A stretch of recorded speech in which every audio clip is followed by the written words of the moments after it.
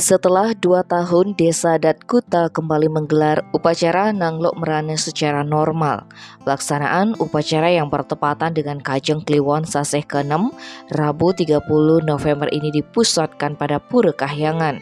Dalam upacara ini diharapkan dapat menetralisir energi negatif dan menghalau adanya wabah di Kuta.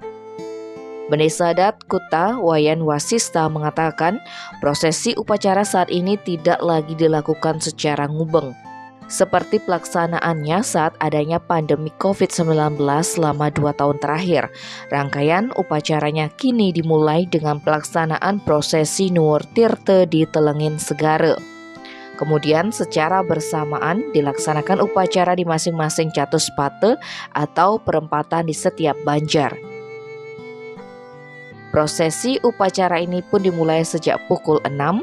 Tirte yang ditunas di Pura Perempatan dan di Segara ini dipundut ke Pura Dalam Kahyangan, dilanjutkan penyembelihan dengan kucit butuan. Menurutnya dalam prosesi pelawatan dari masing-masing banjar, diiring menuju Catuspate, mulai dari Banjar Pelase, prosesi upacara dilaksanakan di Jalan Majapahit dengan 3 lokasi yakni Gebyok Kaler, Gebyok Tengah, dan Gebyok Kelot. Selanjutnya, Banjar Pemamoran dilaksanakan di depan Pasar Kuta atau depan Pura Desa dan di depan Banjar Temacun. Untuk Banjar Pandimas dilaksanakan di perempatan Bemo Corner, dilanjutkan di depan Pura Ungan-Ungan dan menuju ke Pura Dalam Kahyangan. Kemudian pelawatan dari Banjar Tegal dilaksanakan di 2 lokasi, yakni pertigaan Bunisari dan pertigaan Pasar Seni Kuta.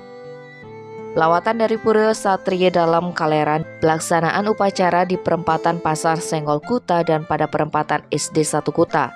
Terakhir, pelawatan dari Pura Lamun dan Tanjung Pikatan merupakan pelawatan Barong Landung dilaksanakan di Patung Baruna dan perempatan Jalan Satria. Dalam ritual ini beberapa warga mengalami kerauhan atau kesurupan. Mereka menghujam keris di tubuh masing-masing, bahkan ada yang di posisi bagian wajah.